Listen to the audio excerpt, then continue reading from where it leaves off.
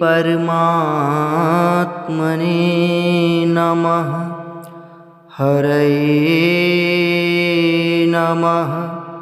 श्रीगुरुचरणकमलेभ्यो नमः।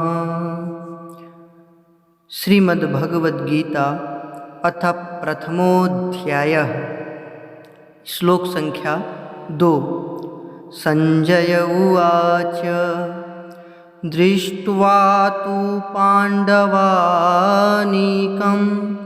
व्यूढं दुर्योधनस्तदा आचार्यमुपसंगम्य राजा वचनमब्रवीत्।